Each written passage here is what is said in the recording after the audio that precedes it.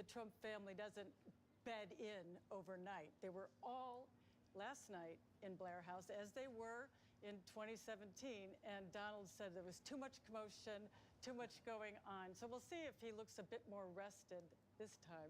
If he got any sleep at Blair House this time, if he let the grandchildren, as many of the grandchildren maybe come to Blair House. But again, he did decide to return, as is tradition. Blair House, of course, is kept up by the Department of State that for, as Mary mentioned, visitors to this country, other heads of state, members of other governments. We did just see moments ago the incoming president and the incoming first lady, Donald Trump, Melania Trump, leaving St. John's there after the morning service. We also know over at the White House moments ago, President Biden and the first lady greeting Kamala Harris and Doug Emhoff. Here's the moment again, a short time ago, the Trump family emerging from the church. And what this must be like for them, John Carl, to be back 8 years later, returning to that church, having spent the night at Blair House, and having left amid so many questions and amid those poll numbers that were so low after January 6th, and the country truly divided. It still is, but divided, and the world had watched that play out. And now to return 8 years later, and he's calling the shots. He's doing the inviting. It's quite a remarkable course of events over the last 4 years. You know, Donald Trump has never been in a stronger position than he is right now. His approval rating among the American people is higher than it ever was during his presidency, higher than when he took the oath of office 8 years ago. And we've talked about it as this greatest comeback in the history of American politics. I mean, you have to consider not just because he lost 4 years ago, but because he didn't accept that loss. He faced an impeachment for how he tried to stop that loss from being certified by the Congress. He then faced federal prosecutions, local prosecutions in Georgia and New York. And through it all, he comes and he wins a victory bigger than his victory 8 years ago. He wins a victory where he won every single battleground state. And the popular vote, John. And he won the popular vote, which is something no Republican presidential candidate has done in a generation. It's not since George W. Bush's reelection in 2004. And there he is at Blair House. And one other point about Blair House, David, he stayed there last time, as you mentioned, the day before the inauguration. There was an incident.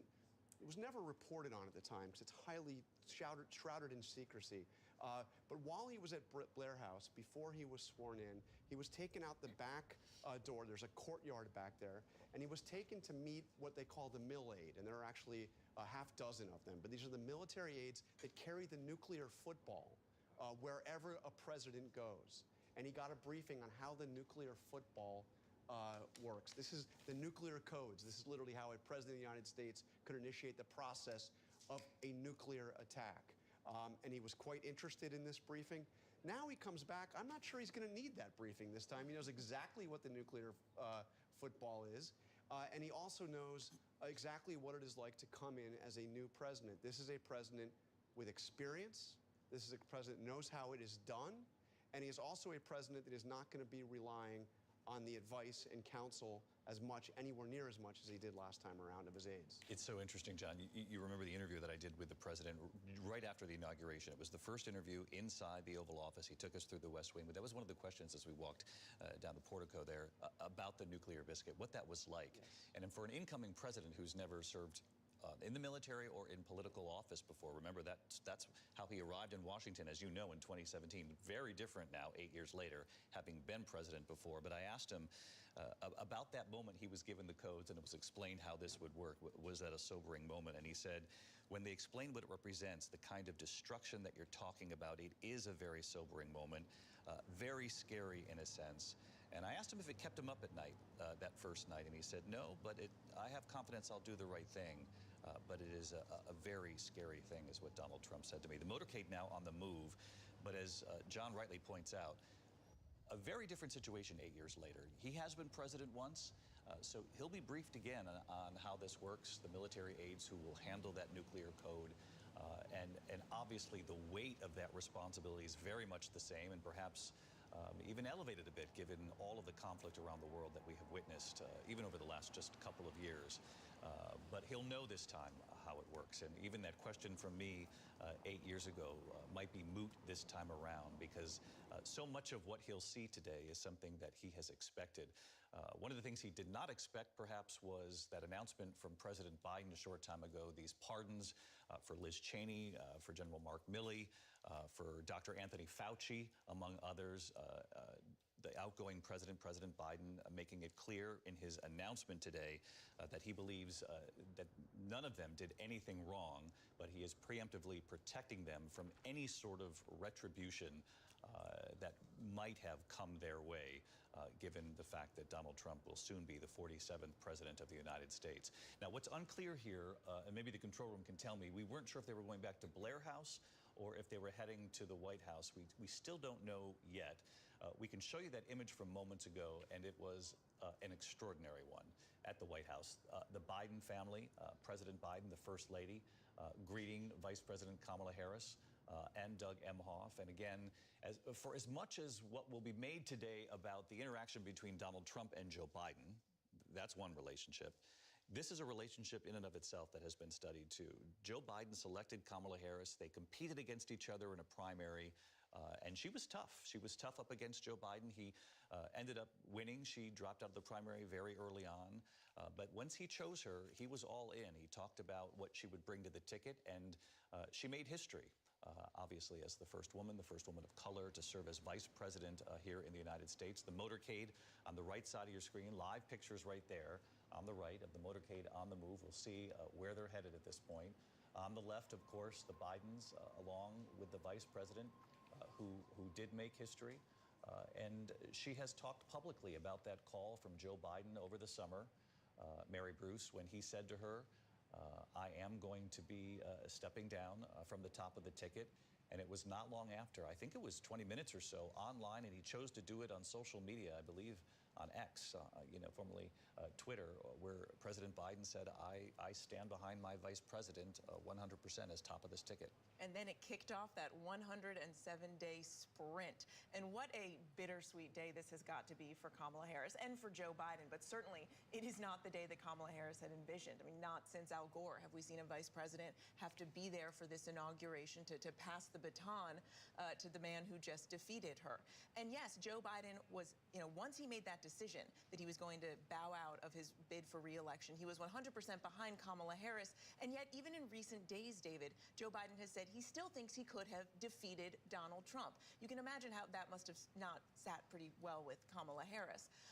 But Joe Biden still insists that he could have done this. He could have beaten Donald Trump. It is remarkable given the way in which he was pressured by his own party to drop out. Of course, a move that he thought at the time would really help cement his legacy, that he was going to be remembered for putting country ahead of party, ahead of his own personal interests. Instead, today, I think you are seeing a lot in the Democratic Party and perhaps many of the president's supporters questioning the role that Joe Biden played in the return of Donald Trump, in this remarkable resurrection of Donald Trump, and the mark that will have on Joe Biden's legacy. The main question is if he was going to drop out, why wait that long? Exactly. And to hand her a monumental task, 107 days, to try to pull this off. If you talk to members of her team, including David Plouffe from the Obama years, he'll say, we pulled the Democrats out of a deep hole. We just couldn't get the Democrats across the finish line. Live pictures here, the Trump family returning to Blair House. This is their day. 8 years after first coming to Washington, they are back, and you will not miss a moment here. The moment they go to the White House and interact with the Bidens, we'll have it live. We're going to take a quick break, and we'll be right back with ABC News live coverage, the second inauguration of Donald Trump, the 47th president of the United States. We'll be right back.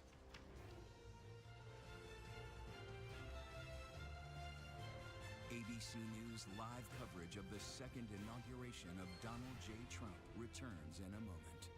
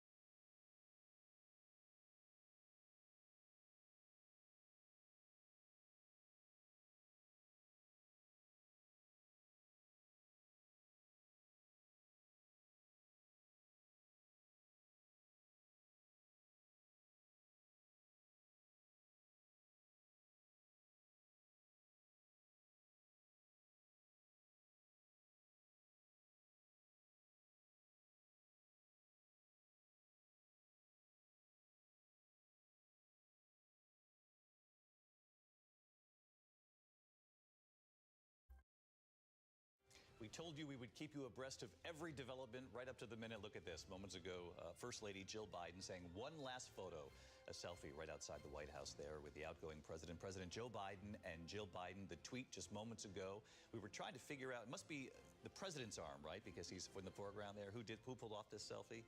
One last selfie from the White House. They're moments away from greeting the Trumps.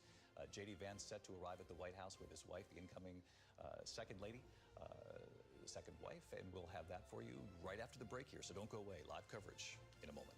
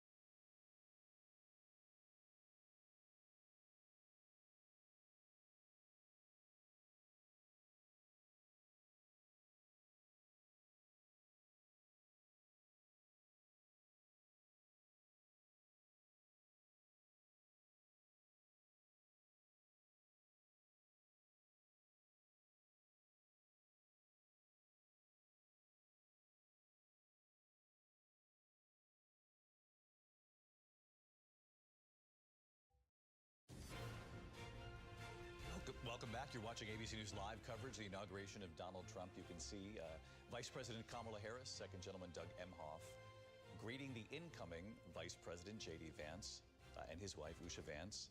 J.D. Vance, the third youngest to serve as Vice President. Richard Nixon was 40 years old when he was Vice President for Eisenhower. Very warm exchange there between the one-time competitors just a few weeks ago. Always very interesting. And which side to stand on? What's the protocol here? And Usha Vance was fairly quiet on the campaign trail, Lindsay Davis. It'll be interesting to see as Second Lady what she'll make of that role. And there they are at the White House together. Of course, Usha Vance and J.D. Vance met at Yale Law School together. Usha, on her own right, quite a successful attorney. She has actually stepped back from the firm once J.D. made the announcement that he was going to be the running mate here. But quite often, she is said to be an advisor of her husband. It was her who has suggested that he actually go forward with writing Hillbilly Elegy, his memoir, which became a bestseller and ultimately a movie that was out on Netflix. But it's said that she quite often is a private person, primarily because they have 3 children, the oldest who's just 7 years old, and she really is trying to keep them out of the public eye at this point. Unclear what this ambulance is that's in the foreground here, but we've been given no indication that there's anything to worry about here. As you can see, this is from, I believe, the Capitol that we're looking at right now, the Capitol Rotunda. And we're watching the performance that was expected to take place here this morning inside the Rotunda as dignitaries begin to gather there. The University of Nebraska-Lincoln Combined Choir performing 120 members. This is as folks begin to file into the Rotunda. Again, the big change today. First time since Ronald Reagan in 1985 that we're going to watch an inauguration play out indoors because of the weather. It's kind of interesting. Ronald Reagan had the warmest inauguration and the coldest inauguration, Martha. Yeah, in fact, I was there in 1985, and it was just the night before when they announced that it would move inside. As you can imagine, kind of complete chaos for that time. And yet there was a dignity to that inside that Capitol Rotunda. It's kind of like what we're seeing now, too. There were several people out on the streets yesterday who I talked to who had been invited. They were going to be on the reviewing stand, on the stand behind Donald Trump. I said, are you going to be there? You're not going to be there now. Are you going to get inside? They're like, we don't have a chance of getting inside because it's so small. But they came anyway. They just wanted to be part of the celebration in the city, a celebration you can really feel, David, just walking around yesterday and talking to people with their Trump hats on. It was very much a throwback, and yet it felt very, very different. Obviously, 4 years ago, he lost. This time he won. And the people felt that and are supporting it, and you can see that all across the country. And Mark Updegrove, our presidential historian, ABC News consultant, as Martha mentions, a lot of Trump supporters here in Washington overjoyed that he's returning now 8 years later after his loss 4 years ago. And of course, the question is, will he be different? And the country is different. There are a lot of expectations for him. He has a Republican Senate, Republican House, though by very slim margins. But the first sort of order of business, even before these executive actions later today, will be the inaugural speech. And, you know, there's a lot at stake with how he delivers this. We remember the carnage speech of 8 years ago.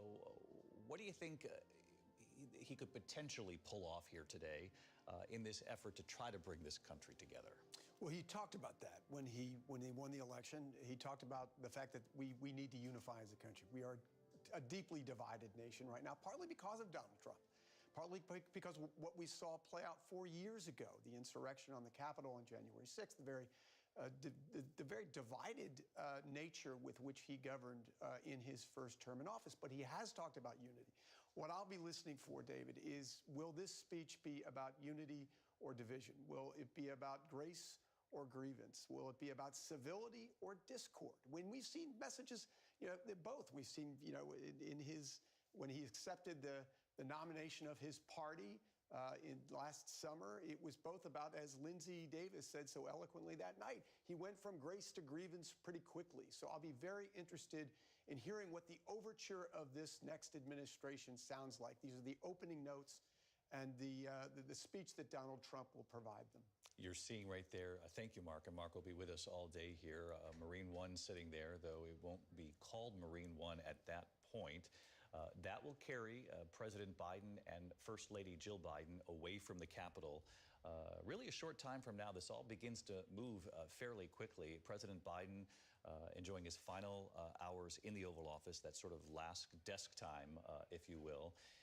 And that Marine One, Ronald Reagan used that to leave when he passed the reins, if you will, to his vice president, George Herbert Walker Bush.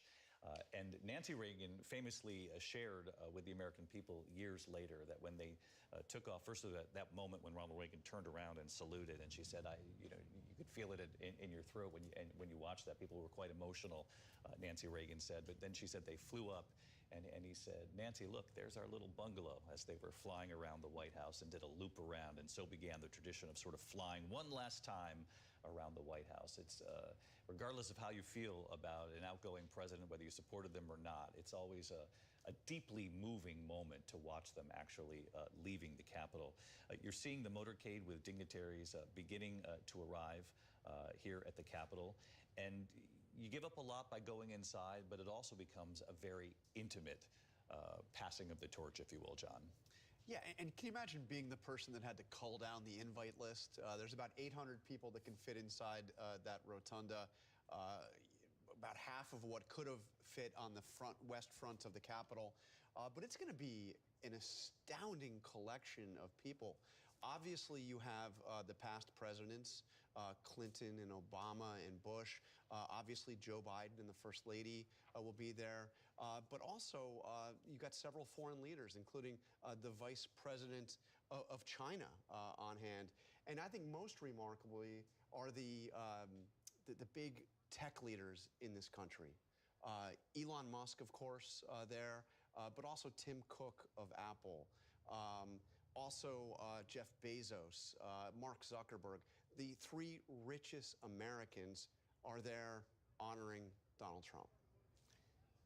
This is the east front of the Capitol. You're seeing Ivanka Trump, Jared Kushner. They were advisors 8 years ago. They went to the White House with Ivanka's father. They will not do that this time, but perhaps they will advise, but from afar and outside the White House. Ivanka Trump has said she loves her father. She loved the time in the White House, but that she hates politics was the quote, I believe, or something very close to that. Watching them enter there, the rotunda, we saw Eric Trump and his family moments ago. Wick Johnson, you're right outside there. What do you see? Yeah, David, those images you're seeing just about 20 feet to my right here. We've seen the Trump family walk by. We saw Eric Trump, Lara Trump, their children walk by. You mentioned Ivanka. Jared Kushner walked by as well. We also, of course, saw Barron Trump, who was just a little boy the last time he was in the White House. Now he's easy to pick out, stands above the crowd. More walking up here as the motorcade comes in. We also saw, pretty interesting, a short time ago, former Vice President Mike Pence arrived here at the Capitol. As we should point out, 4 years ago, it was not Trump who was here for Joe Biden's inauguration. Instead, it was Mike Pence who attended with his wife, Karen, and took part in those ceremonies. This will be the location of a number of remarkable and historic moments today on the east front. Right over my left shoulder, that's the Senate carriage entrance. So we saw this motorcade come through, a bunch of arrivals here, but that presidential motorcade will arrive right here as well. That will have the incoming president and outgoing president in the same limousine. You'll also have the vice presidents and first ladies. They will go inside for the ceremonies. And then, David, you were talking about that moment, that exit, that departure at the end. Joe Biden and Donald Trump will come out here on the east front of the Capitol. We've been looking at Marine One, which landed just a short time ago. That is where Trump will say goodbye to Joe Biden, and that will be quite a sight when the Bidens leave in that helicopter after more than half a century of public service here in Washington. The David. Final chapter politically for Joe Biden and for Jill Biden leaving Washington. Wick Johnson, just shout if you see something interesting. We'll come right back to you. Thank you for that. You know, we had a bit of a test run, if you will, last week with Jimmy Carter's funeral and that beautiful service at the National Cathedral where we saw Mike Pence interact with Donald Trump really for the first time publicly. They shook hands. It was a brief moment, but appeared to be somewhat warm, somewhat cordial. But what a difference from 4 years ago when it was only Mike Pence who showed up for the inauguration of Joe Biden after what the nation and the world saw transpire on January 6th. I want to bring in Governor Chris Christie, who's with us here this morning as well. Governor Christie, famously a part of that transition planning 8 years ago. Not this time, but Governor Christie, you know, we were talking about how different it is this time around. And one of the things that you said that really struck a chord, for me anyway, was that Donald Trump certainly does not seem afraid to be president this time around. He knows the role, he knows the job. No doubt about that. You know, 8 years ago, David, Donald Trump was nervous about being president of the United States. And it was a very tumultuous transition, kind of a back-of-the-envelope attempt in the last month and a half or so by folks like Steve Bannon and Jared Kushner to throw something together and throw away the work that the transition team had done over the 7 or 8 months before he was entering office. And I think it showed in the first, couple of weeks of the administration in 2017 and how things were kind of disjointed and did not go as Donald Trump would have wanted them to go. Today, this is much, much different. This is, first of all, a man who's been president, prepared to be president, and knows what he wants to do. He's also surrounded by a group of people that he knows much better than the group of people he knew 8 years ago. And these are people who only had to pass one test to get the job, and that was loyalty to Donald Trump as he defines loyalty, which is to do what he asks you to do, when he asks you to do it, and how he asks you to do it. He is now surrounded by that group of people. That probably makes him more comfortable today as well. And how that will then lead to execution, I think you're going to see very potentially a successful out of the gate move by Donald Trump. The executive actions that they're taking, I think, will be consistent with what he talked about during the campaign. Some will be controversial, but that's part of his style. But in the end, I think you could see some real success in the early weeks of this administration because the planning was taken seriously this time by Donald Trump. You know, he famously used to give me a hard time, David, when I was planning the transition for him during the campaign. He hated it. He hated that there was planning going on for the transition. He was superstitious. And one time he said to me, you know, Chris, you and I are so smart that if we left the victory party 2 hours early, we could do the entire transition. It was a misunderstanding by him back then about what he was coming into. He has no such misunderstanding now, David. And I think that augurs well for the country in these first few weeks of the administration, that he is both personally better prepared and that his team is better prepared than it was 8 years ago, because he's permitted them to be better prepared. Yeah, really fascinating insight there. Governor Christie hasn't always seen eye to eye with Donald Trump. Donald Trump hasn't seen eye to eye with Governor Christie as well. They've been public about that. But the governor saying this time around could be, in fact, very different because Donald Trump knows the job. He has a team around him that he trusts. It is about loyalty. And Governor Christie predicting that this could be a successful start in many ways to the second Trump administration. And Governor Christie has said that it's not on policy that he disagrees with Trump. He's with him 75% of the time, I believe Christie has said. Governor Christie will be with us throughout the day here as well. Thank you, Chris. As we go back to the images of the arrivals here, I want to bring in John Santucci, who has covered the Trump family for ABC for quite some time. John, we saw Eric Trump and his family arrive, Ivanka and Jared arrive. Again, the family arrives, their return to Washington, but very different roles this time around. Yeah, no member of the Trump family moving into the White House outside of Melania and maybe Barron when he's visiting from NYU this time, David. It really is interesting because think about it. For Donald Trump, most of his life, he has had a member of the family near him. You know, in Trump Tower, the offices go all the way up to the 26th floor. The 25th floor was often referred to as the kids' floor. They were right below Donald Trump, and he would quickly summon one of them up for any advice, guidance, hop on a call with him. And that's how things were, David, 8 years ago in the White House. He would, knock on the door next to the presidential dining room off the Oval, and Jared Kushner was right there because that was his office. And right above the Oval Office 8 years ago was Ivanka Trump's office, a senior advisor. So this is a very different time, given that they have made it very clear, Javanka, as they were referred to when they came to Washington, are not coming back this time around. But I do think a presence, David, that we're going to see more around the White House, around the administration, but certainly not taking a formal role, will be Donald Trump Jr. We saw him earlier today. We know that he has quickly become one of the most trusted advisors for his father. J.D. Vance, the vice president-elect, wouldn't have that job for not Donald Trump Jr. He was the one telling his dad, listen, this is the guy, this is the person you want. And obviously that victory cementing it. I do think, David, what's going to be interesting to watch of the family is what other roles they all take. For Eric Trump, he almost gets his own presidency. He's the only one that'll be running the Trump Organization, obviously the company that his father founded. Ivanka, we'll see how often she is around D.C., but certainly said she supports her father.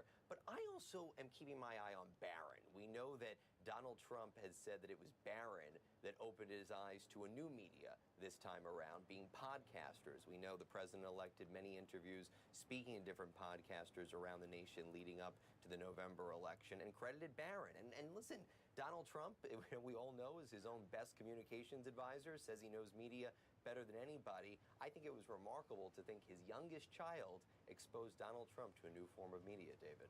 Yeah, it really is fascinating to watch the role of Barron Trump as we move forward. Melania Trump, as you have suggested before, has been very protective of her son, though he too has been given credit as sort of a quiet advisor off to the side during this most recent campaign and trying to reach young men in this country and telling his dad which podcast perhaps he might want to go on to try to reach that audience. You bring up Don Jr., also a very significant power player within Republican politics now, almost his endorsement nearly as important as Donald Trump, not as important as his father, but very important behind the scenes to get the support of Don Jr. They're now arriving at the White House, and this is the moment every 4 years. And again, I mentioned it didn't happen 4 years ago. Donald Trump did not invite the Bidens to the White House. He left at about 8 a.m., actually, left Washington. But here they arrived. Donald Trump had said after that meeting in the Oval Office, 2 hours with President Biden a couple weeks back, that he thought this was important too, that the returning president thought that this exchange, this moment with the outgoing president is an important one. Let's watch.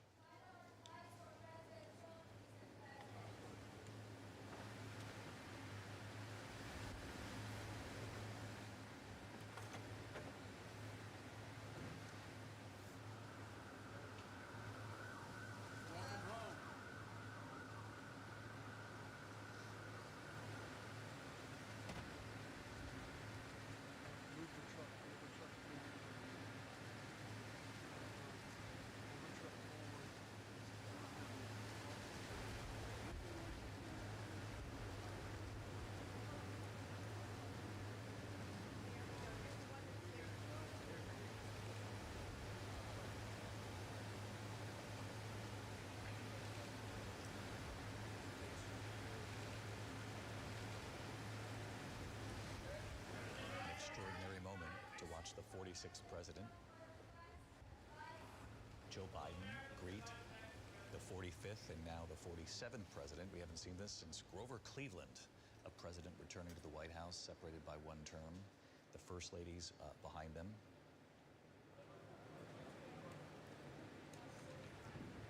Our producers in the control room believe they heard President Biden say, "Welcome home," to the 47th president, who's now returning. And this is really the cornerstone of democracy in this country. This moment right here that you just witnessed, this peaceful transfer of power, was something so many people were so upset about, and rightly so, 4 years ago, watching what played out at the Capitol.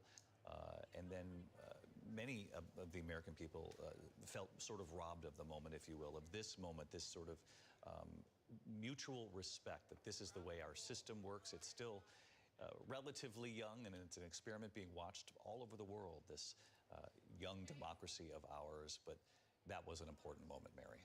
Democracy in action, David. That is really what American democracy is all about. The ability to say you lost and you're going to welcome the incoming winner. It is also astounding just to think that Joe Biden is there welcoming home, as he may have said, the man that he once defeated. That's only something I think we have now seen twice in our nation's history. And it did look like President Biden and soon to be again President Trump had a bit of a conversation there just in the door. You can only imagine what they were discussing, of course, given this morning's events. But for Joe Biden, it was critically important, despite how he has argued that and been very blunt that he feels that Joe Biden is a threat to American democracy. He felt it was incredibly important that the nation, that Americans see this transfer of power. That Joe Biden thinks that Donald Trump is a threat and has said that, but still believes this is more important than the politics of what he campaigned on, and certainly what his vice president campaigned on too, that this eventuality would not be good for the country. But they lost. They lost the election. Donald Trump had a resounding electoral college win, and he has arrived at the White House and welcomed. I did, for folks at home who want to listen in just like our producers do, and quite frankly, we want to listen one more time too. So let's listen to the interaction between President Biden and incoming President Donald Trump just moments ago, and we'll talk here on the backside.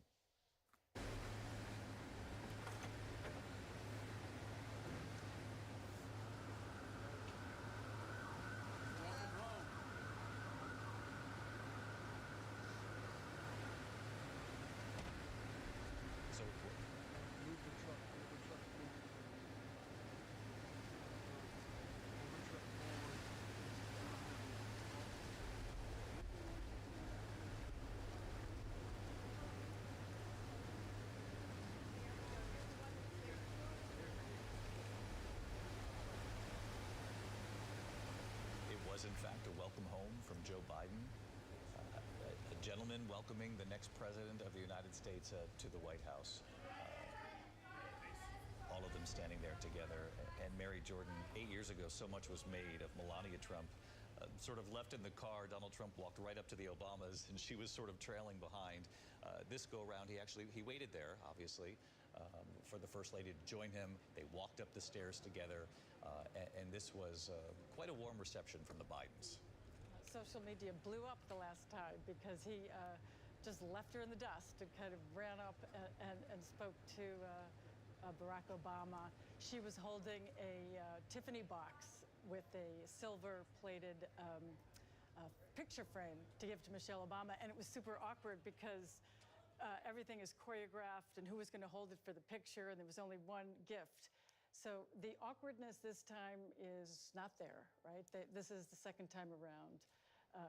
What's really striking to me, having worked overseas as a foreign correspondent, is in other countries, rivals from different parties, this just doesn't happen, right? Ladies and gentlemen, welcome. Sometimes they get thrown in jail by the new guys. Sometimes they're just erased. The idea that they're sharing those steps in the White House is being watched literally all around the world. It is very uniquely American what's happening here. I know everyone wants in on this particular moment that, again, we didn't see 4 years ago that has now returned to American politics and to this democracy here in the U.S. So we'll revisit that image right after the break, and also any reporting from what's playing out inside the White House, of course, to be the fly on the wall there with the Bidens and the Trumps today. We'll be right back after this short break with what we learn about the conversation playing out inside the White House. Of course, Kamala Harris there as well with incoming Vice President J.D. Vance. We're back in a moment.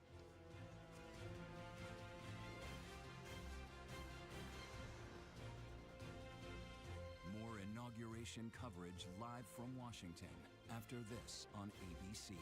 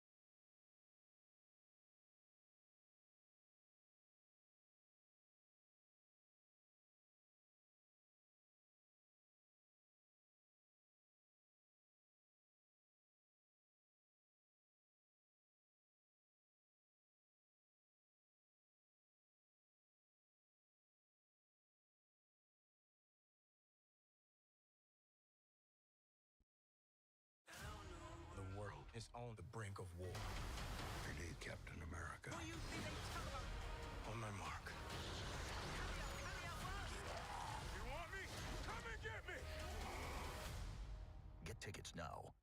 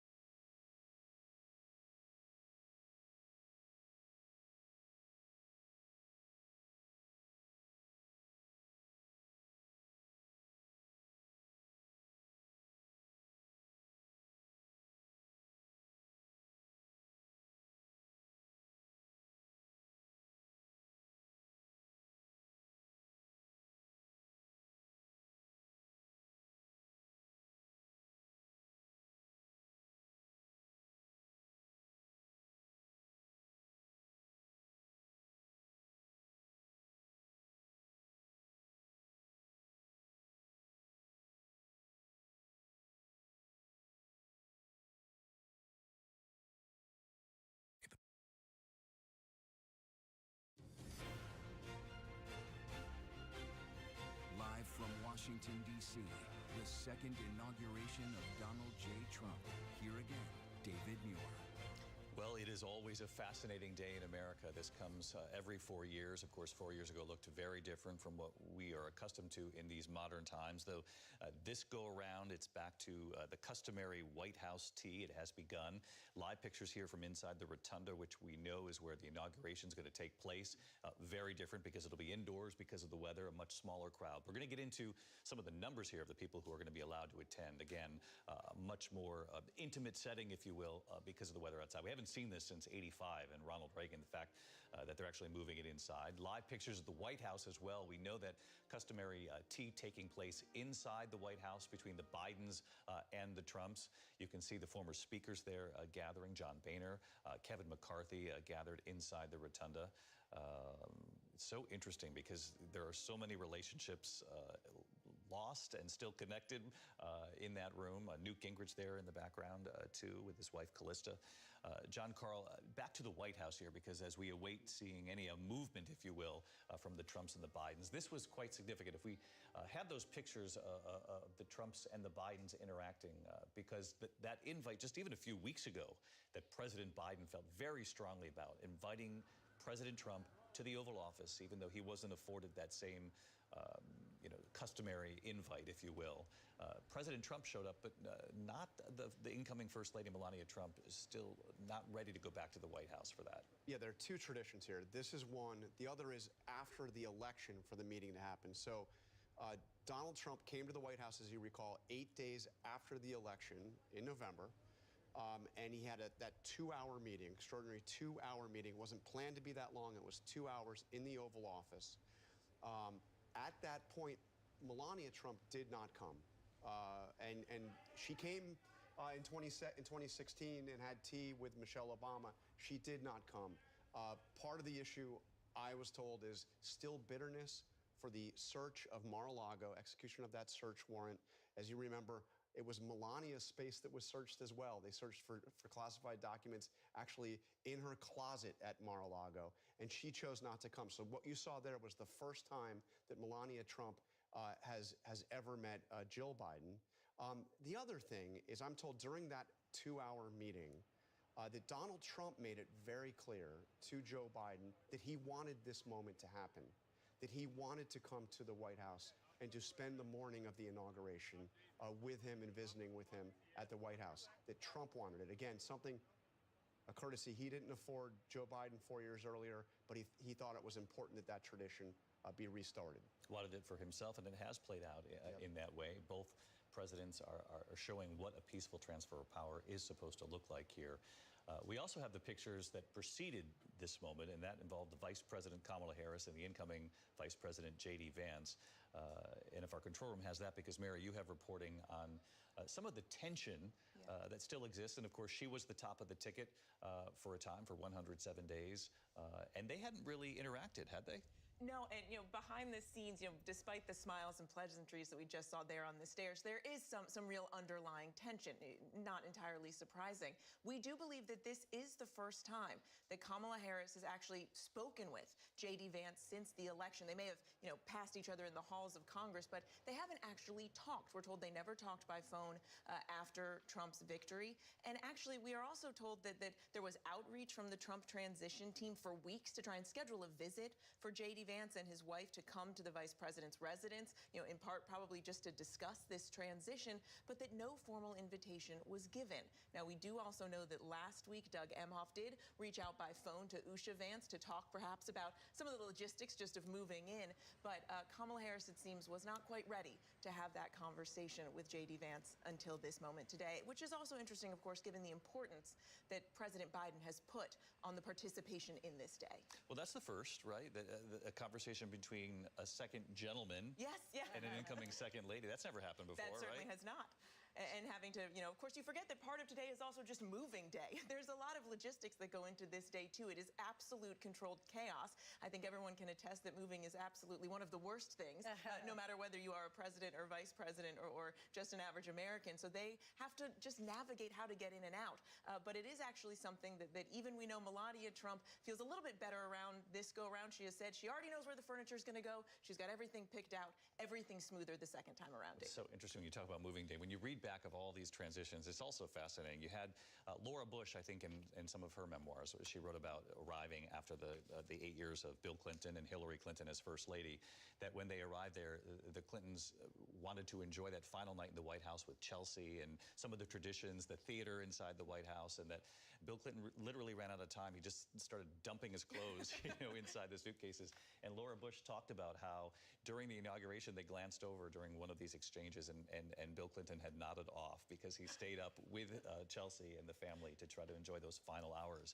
All of these families they become close to the teams inside the White House. George W. Bush assembled the White House staff before they left, and he and Laura thanked them and said, I think in so many words, George Bush said to them, I won't miss much about Washington, but I will miss all of you. And I think that speaks volumes. We've all been invited to the White House before for these interviews, sometimes for the White House lunch, and you're always moved. The Joint Chiefs are now arriving, always moved by the dedication of the staff that serves incoming presidents and first ladies and their families, whether they're Republican or Democrat, inside the White House. As we look at the arrivals inside the rotunda, a lot has been made about the guest list. It's going to be pared down a bit, but still on that guest list, Lindsay Davis, are these sort of tech titans, and you learned that they were actually part of the service this morning. They went and attended the service? They were inside St. John's Church, part of the select group that made it in. $885 billion of combined wealth when you're talking about, now John said they were the richest 3 Americans. According to Forbes, they're actually the richest 3 people in the world. And when you talk about that combined $885 billion worth of wealth, that's more wealth than all but 19 countries' GDP. And what's really stunning about it is the about face that if you talk about in particular Elon Musk, Jeff Bezos, Mark Zuckerberg, there are 3 people who initially in 2016 all rebuffed Donald Trump. You'll remember Jeff Bezos said that he felt that Donald Trump would erode American democracy. This time around, he actually donated $1 million to Trump's inauguration fund. Mark Zuckerberg, Facebook founder, of course, many people are going to remember in the days after January 6th, he actually removed Donald Trump's Facebook account from Facebook. He's said to be co-hosting a black tie reception tonight. And in the last week, when Biden gave that farewell speech, of course, he gave that really stark warning when he said, quote, an oligarchy is taking shape in America of extreme wealth, power, and influence that literally threatens our entire democracy. And just to take a quick comparison, Joe Biden's cabinet net worth $118 million. Trump's cabinet, it's expected to be the wealthiest in history, worth at least $7 billion. He has assembled the wealthiest presidential administration in modern history. 13 billionaires set to take on a government post. Yeah, really interesting, Terry Moran, because the inaugural speech 8 years ago and the campaign really that won Donald Trump the White House against Hillary Clinton. She won the popular vote. He won the Electoral College. But he won on that message of the forgotten man and the forgotten woman. And you have all these billionaires now coming, and a lot of folks will say there's nothing wrong with that. America should be aspirational. But the question is whether or not Donald Trump is going to be able to bring down those grocery prices so that Americans who do, who weren't convinced that Kamala Harris, when she was at the top of the ticket, was going to be able to solve some of the inflationary pain that they have felt for years here. The question is, when you put tech billionaires in the front row and it's aspirational, what the policies will do. And that'll be the big question for all of us reporters watching in these next couple of years here, is whether or not the American families who really do deserve from whoever they elect answers to the sort of inflationary pain that they have felt, whether or not they will reap the rewards, if you will, of any of these policies now coming. That is the question. Will the American people, the forgotten men and women, will they be the beneficiary of this administration? Will this administration walk the walk? And look who gets the seats inside in the warm rotunda. I think one of the things that we miss with it not being outside is that this election in particular strikes me as not just the triumph of a man, although Donald Trump is the dominant political figure of our time, but of a political movement that actually predates him. Accompanied by the Honorable Elaine Chao. Former Republican leader Mitch McConnell entering. Obviously, John Thune now heads the Republicans in the Senate. And Terry, we'll get back to that thought in a moment, but John Carl, no love lost between Mitch McConnell and the 47th President Donald Trump and his return. Look, Donald Trump relied on Mitch McConnell to get through much of his agenda for the first Trump presidency, including those 3 Supreme Court justices confirmed in large part because of the work that Mitch McConnell did. But yes, no love lost. Donald Trump, frankly, despised Mitch McConnell, and Mitch McConnell worked very hard against Donald Trump. He suggested he should face criminal prosecution after January 6th. He talked about responsibility being Donald Trump's after January 6th, then defended him against impeachment. And Martha Raddatz, we're also seeing military leaders gather there, the chairman of the Joint Chiefs. The chairman of the Joint Chiefs now, C.Q. Brown. And C.Q. Brown has to be a little nervous sitting there because Pete Hegseth, who is the nominee for the defense secretary, has said some rather disparaging things about him, that they want to review all of the generals, all of the general officers, to see whether they are the best for the job. And of course, again, a pardon today for Mark Milley, the former chairman of the Joint Chiefs. C.Q. Brown was sitting there alone when we took the shot of him moments ago, but I'm sure the rest of sort of the group of military leaders who will be assembled in that room will be gathered there with him. Again, you mentioned Pete Hegseth, the confirmation hearing. Many tough questions asked by Democrats. Joni Ernst, a Republican senator from Iowa, obviously all eyes on her, but she signaled afterward, Martha, that she will support him. It looks like Pete Hegseth has a very good chance at becoming the head of the Pentagon. It certainly does, and that would be a huge change. He is very young. He does not have a great deal of management experience. He is, of course, a combat veteran, but they brought up his past. They brought up charges and accusations that he drank too much, which he basically said was anonymous smearing. He has also supported people who have been accused and convicted of war crimes. He was questioned about that, but it looks at this point that Pete Hegseth will be confirmed as defense secretary. Another thing I'm thinking about, David, as we watch all of these things in this welcome to the White House, is that if you ask Donald Trump today, whether he won the 2020 race, he would still say he did. He still believes that there was a problem with the election and that he is indeed the winner. And still, you have Joe Biden, Jill Biden welcoming back to the White House. Jeff Bezos and his wife arriving there at the Rotunda, Martha. We were talking with Lindsay a moment ago about Mark Zuckerberg, Elon Musk, Jeff Bezos. Apple's Tim Cook will be there as well. You can see Mark Zuckerberg up there as well entering. And the combined wealth that many of these tech titans had strong words against Donald Trump 8 years ago and now have not only embraced him, but have donated money to the inauguration and are now front and center at the inauguration. And Rebecca Jarvis, our chief economics and business correspondent, again, you know, Americans are smart. You know, we've got a lot of cynical viewers too watching today, a lot of supporters who say it's time to really embrace technology, obviously, and America needs to be the leader in technology. But on the other hand, also asking, do they really believe in all the policies of Trump, or do they recognize he's the guy in power now? And if we want to steamroll ahead with fewer guardrails, perhaps, than what we were facing under a Democratic administration, is that driving sort of why they've been so supportive too? Real quick, Rebecca, let me just mention here that former President Bill Clinton, former First Lady Hillary Clinton, former Secretary of State, obviously she made history as the first woman nominee of a major party for president. She lost to Donald Trump, and you talk about these difficult moments, Kamala Harris facing Donald Trump after losing to him, but it was Hillary Clinton who the nation watched in 2017, having won the popular vote by nearly 3 million votes, but having lost the Electoral College by 76,000 votes or so across 3 states. She talked about the pain of that day, but felt she was duty-bound to show up as a former First Lady, and she is back there today with Bill Clinton. But Rebecca, back to that question about Mark Zuckerberg, Elon Musk, Jeff Bezos. What's driving this? Why have they been so supportive? And now they have a front row seat. Well, David, you raised the point. It is an interesting fact to see a number of these individuals who in the past had said things about Donald Trump that were not flattering, that were not pro-Donald Trump. And now they're making large donations. They're present at the inauguration. Some of them were present even at the very intimate church service. Not only are these individuals who have said things in the past about Donald Trump, but they've said things about each other in the past. You've had Bezos and Musk, not necessarily sworn enemies, but going head-to-head in the space race. You've had Musk and Mark Zuckerberg, Elon Musk and Mark Zuckerberg, head-to-head in social media.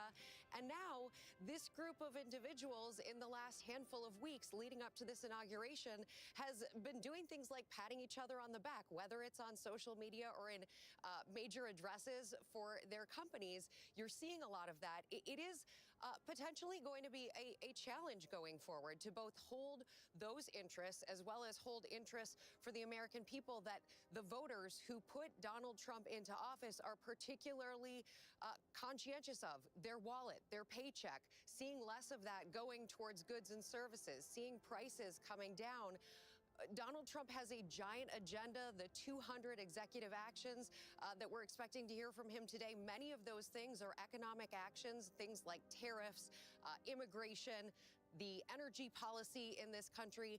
And it will raise some interesting questions for the early days of this presidency, because as we've heard in the past from people like Elon Musk, who is now running Doge, which is meant to reduce spending, that there could be near-term pain as a result of that. You can't necessarily shut down $2 trillion of spending in this economy and expect it to continue to grow as it currently is growing with 4.1% unemployment. At the same time, people are looking at those prices, that inflation, David, which is still up almost 3% from a year ago, even though prices, or rather inflation, has come down dramatically. People want to see those prices go lower, and that has to be a focus of this president if the people who put him in office are going to get what they want.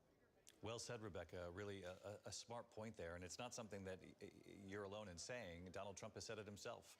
In interviews after the election, he has acknowledged one of the main reasons he believes he won against Kamala Harris are grocery prices. He recognizes that. I'm sure his campaign saw that in the polling leading up to the election. Certainly, Vice President Kamala Harris's campaign saw that in the polling, which is why you saw her talk repeatedly about grocery prices, some of her plans. She didn't win the election based on those policies, but obviously focus groups were telling both campaigns that people have felt this inflation and they want a leader who's going to do something. And now the pressure really will be on, as you say, Rebecca, on Donald Trump and his administration, particularly when you see, and we just saw Vivek Ramaswamy, Elon Musk, Mark Zuckerberg, Jeff Bezos arriving, these tech titans and these billionaires who've been very successful, and certainly no one is punishing them for that. This is one of the great things about America. The question is whether or not any of that opportunity and that sort of economic growth will be felt by the working class families who really have been feeling the pain these last couple of years and are expecting that with this change will come change for them as well.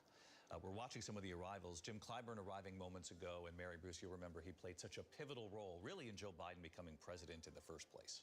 He helped to resuscitate Joe Biden's, which at the time his campaign was really struggling. But it was that endorsement from Jim Clyburn that sent a powerful message to the party and resuscitated his campaign and put Joe Biden on the path to winning the presidency. It is just remarkable to see everyone in the same room there, really considering the divisions, deep divisions still in the Capitol. But it does strike me what a difference from 4 years ago. It does appear.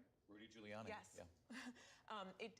You could think back to when Donald Trump first came to office, and Washington really wasn't quite sure what they were in for, what was coming next. Republicans weren't quite sure how they were going to work with the incoming Trump administration. There was a lot of pushback. I covered the Hill at the time, and there was a lot of concern, and it appears we see some action at the White House here. They are now emerging from the White House, and as we look at these pictures here, there's the second gentleman, Doug Emhoff, and Usha Vance, who will be the second lady. They're getting into the motorcade now. They'll travel together. It appears they're going to travel together. There were questions about whether or not they would. The first 4 cars will carry the most important people, if you will, those who are going to have the most power, certainly, in the country moving forward. The incoming vice president, the incoming president, obviously Donald Trump, will be in the car with Joe Biden.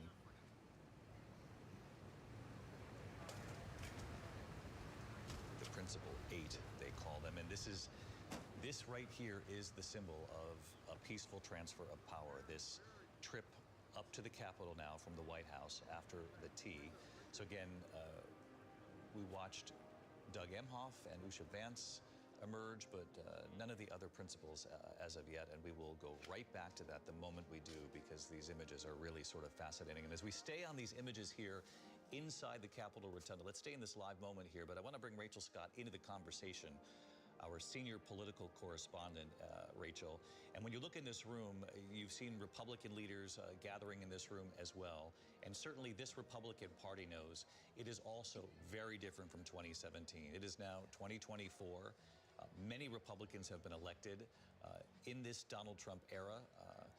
And he arrives now with a lot more power than what he arrived with in 2017. They recognize this. They recognize he was the leader of their party in 2017 as well, but they tested him in a way that they won't be able to this time, because the voters sent him with both the popular vote and the Electoral College, and he helped a lot of these people get elected in the House and the Senate. And David, this is a Republican Party that is strengthened and now emboldened by President-elect Donald Trump being at the White House. President-elect Trump is going to take the oath of office, and he's going to go to the White House with majority in both chambers of Congress. And Republicans really do feel a sense of responsibility. Even the president-elect told me over the weekend to deliver on the promises that he made during the campaign trail. There have already been intense discussions underway on that big piece of legislation, or possibly 2 big pieces of legislation that could range from everything from the border to energy, that the president-elect wants his party to get done by April. Speaker Mike Johnson says that he hopes that the House can pass that bill by April. And in many ways, again, also you have Senate Republicans right now who are inside of the Capitol, and they are also considering Trump's cabinet picks. The president-elect told me that he wants them to get across the finish line as quickly as possible, and even some of the most controversial picks. We talked about Pete Hegseth a little bit earlier as well. It appears Republicans are falling in line, and it seems like there is broad consensus around Donald Trump, the president-elect's cabinet picks this time around. Rachel Scott with us. Rachel's at Capital One Arena, which will become a significant part of this day a short time from now. It will replace the parade route that has become so customary every 4 years because of the weather, but there will be sort of an extraordinary array of events that play out there, and she'll be our eyes and ears right there inside the arena. We're watching the dignitaries now arrive. Donald Trump was asked earlier how he was feeling.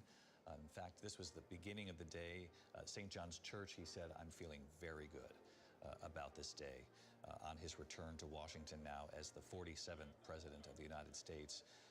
My 2020 co-anchor Deborah Roberts also here in Washington covering this day. And Deborah, it's not often that this day, Inauguration Day, falls on the same day as Martin Luther King Day here in America. It did for Bill Clinton in his second term, and for Barack Obama, only because he was sworn in on a Sunday, which was the actual date, but then America witnessed it on the Monday, which was the day that they marked Martin Luther King Day. But here we have it again.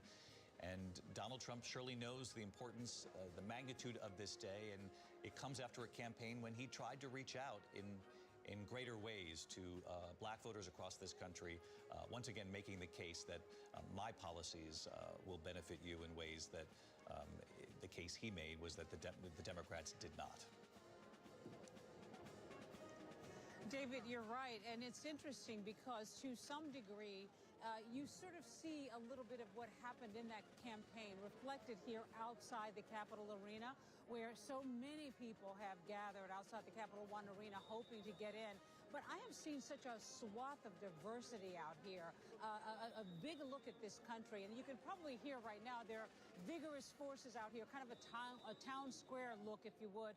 people kind of coming at this from different angles. And to your point, yes, this is falling on Martin Luther King Day. And I happened to speak to his daughter, Dr. Bernice King, a couple of days ago about this. And she said that she was quite excited in a way that this is falling on her Father's Day, this inauguration, because it will encourage people to lean into looking at Martin Luther King, thinking about him, thinking about his teachings. And of course, when you hear the difference of opinions out here, that's exactly what she is talking about.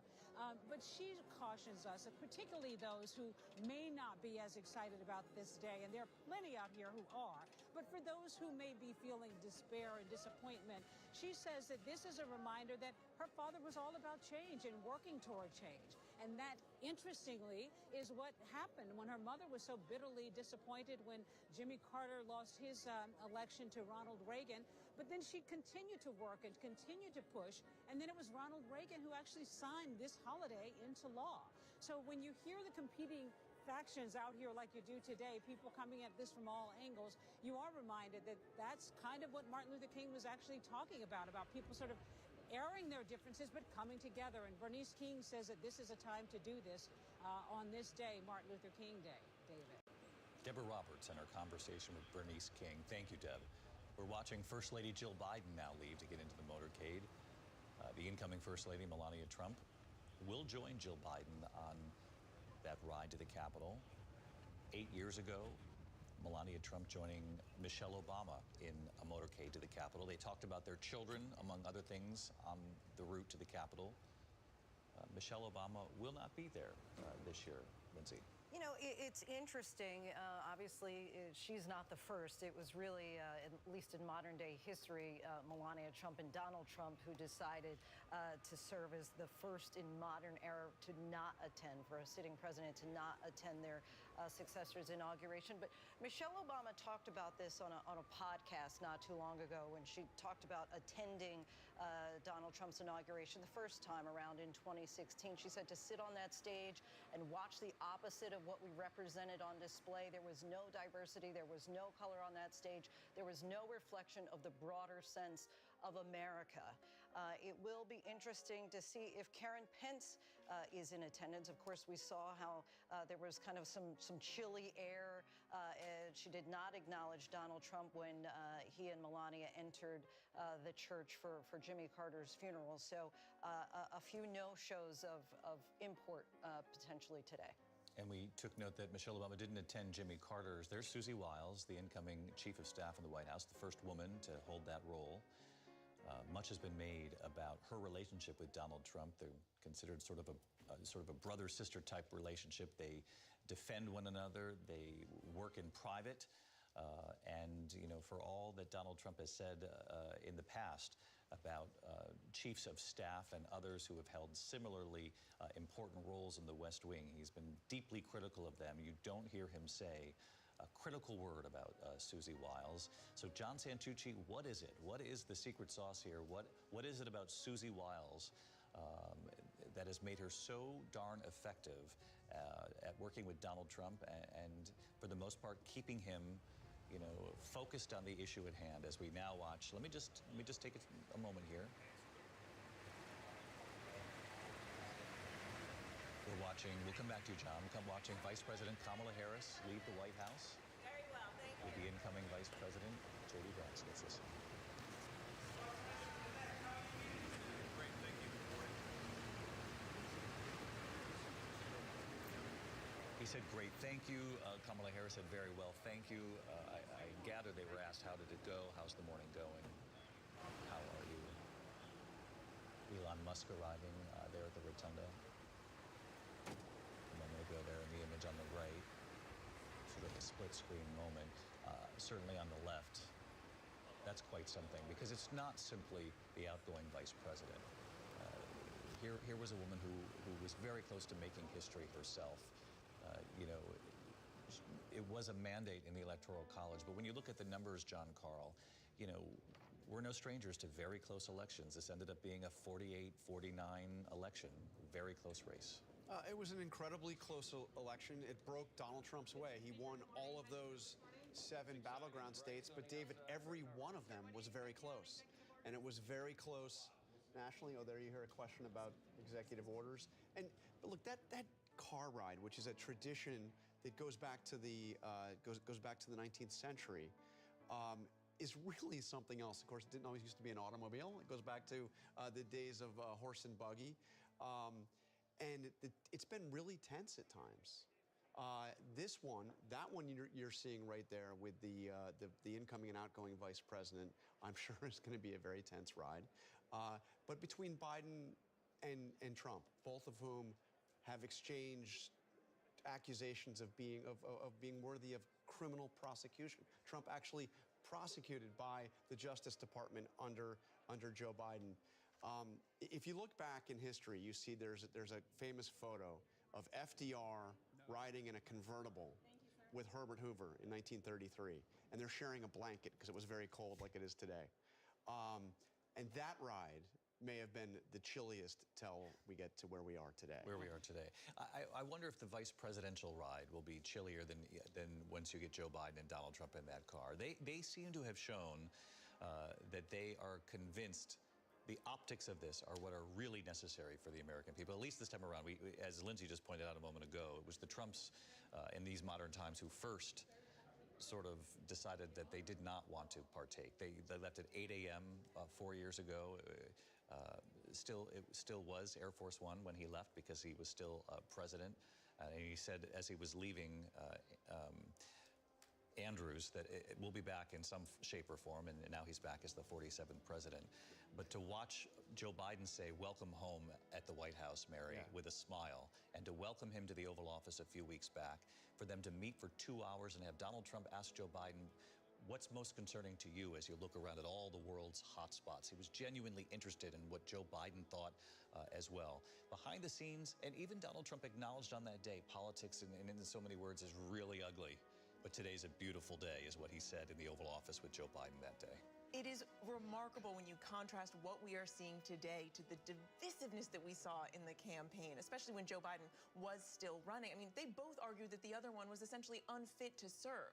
And yet here they are coming together for the sake of democracy to show this peaceful transfer of power. And David, you mentioned 4 years ago, I keep thinking back, I was standing there on the west front of the Capitol. Donald Trump, of course, was not going to participate.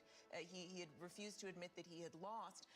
He was leaving Washington in disgrace. He had been shunned by his own party after the attack on the Capitol, which was just days before that. He was facing a second impeachment. And yet, as I stood there, I looked up and I saw Marine One, which was leaving, Donald Trump leaving Washington, and yet he was circling the Capitol, as if he couldn't help himself but to get one last look at what was going on. And now here he is, as you mentioned, when he left at the time, he had said he would be back in some form. He actually departed there from Andrews to the sound of Sinatra's song, "I Did It My Way," playing, and he has done it his way. And doing it his way has now led to this really remarkable comeback, though he doesn't want to call it that. Which takes us right to the moment here. Both leaders emerging from the White House. Senator Klobuchar, who was running the inaugural committee. But all eyes on these two presidents.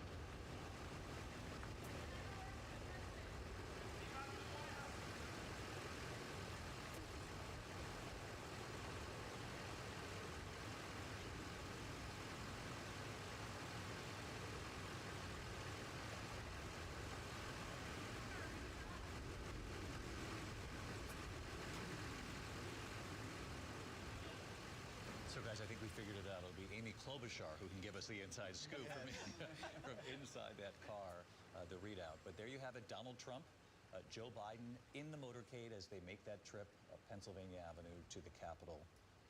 Something we did not see 4 years ago, but again, both, Martha, were convinced that this is something the country needed to see today. And it is something the country needs to see because the country is so divided. Seeing these two presidents, former president, future president, present president, is important to the nation.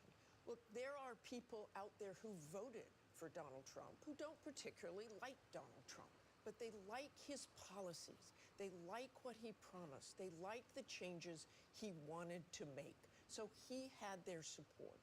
So going into this day, despite the history, despite what Donald Trump still believes, that he lost that election in 2020, they were able to come together and make this historic ride back in the beast, as that limousine is called, the historic beast. Donald Trump looked very happy getting inside that. Joe Biden, of course, I noticed he touched the hand of the agent before. It was probably, as we said before, saying goodbye to staff. It's the same staff over and over. They serve presidents, but they make a very, very strong bond. Mary Jordan, to be in that car. You know, not always do they have a third person. It's very interesting that Amy Klobuchar is there. The last time in 2017, Roy Blunt, senator from Missouri, was in the car, but that was because of the strain between then it was Obama and Trump. Now it is clearly a strained relationship. So it's very interesting that Amy is there. But Donald Trump has a high threshold for awkwardness, right? I mean, Marco